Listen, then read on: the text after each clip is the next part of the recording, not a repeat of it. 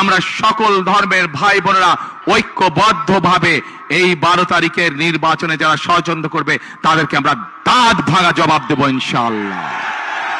আজকে আমাদেরকে সতর্ক থাকতে হবে। সতর্ক এই জন্য থাকতে হবে, গত 1 যুগেরও বেশি সময় ধরে যেভাবে বাংলাদেশের মানুষের কথা বলার অধিকারকে কেড়ে নেওয়া হয়েছিল, বাংলাদেশের মানুষের ভোটের অধিকারকে যারা কেড়ে নিয়েছিল তারা তো দেশ থেকে ছেড়ে পালিয়ে গিয়েছে, কিন্তু তাদেরই এক সহযাত্রী তারা দেশে রয়ে গিয়েছে। বিভিন্ন সময় তারা দেশ স্বাধীনের পর থেকে, দেশ স্বাধীনের আগে থেকে বিভিন্ন সময় তারা বিভিন্ন রূপ ধারণ করেছে। এই রূপ ধারণকারী, বহু রূপ ধারণকারী তারা আজকে বিভিন্ন জায়গায় বিভিন্ন ষড়যন্ত্রে লিপ্ত হয়েছে, কারণ তারা বুঝে গিয়েছে সারা বাংলাদেশের মানুষ ধানের শীষের পক্ষে রায় দেওয়ার সিদ্ধান্ত নিয়েছে।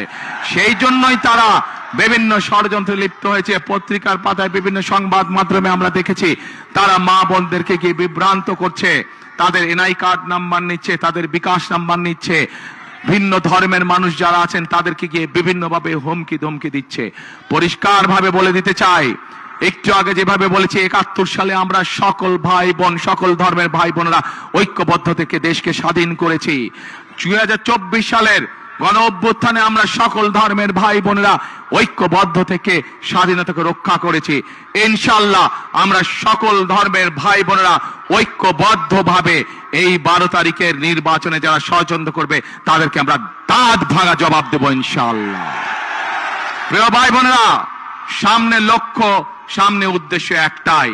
আজ এখানে দাঁড়িয়ে হয়তো আপনাদের সামনে আমি রাজনৈতিক প্রতিপক্ষ সম্পর্কে অনেক কথা বলতে পারতাম, কিন্তু ওইসব কথা বললে কি জনগণের কোনো উপকার হতো? মানুষের উপকার হতো? মানুষ জানতে চায়, মানুষ জানতে চায় যে কোন রাজনৈতিক দল তাদের জন্য কি করবে, দেশ গঠনে কি কাজ করবে, মানুষের জীবন যাত্রা পরিবর্তনের জন্য কি কাজ করবে, মানুষ এটাই জানতে চায়।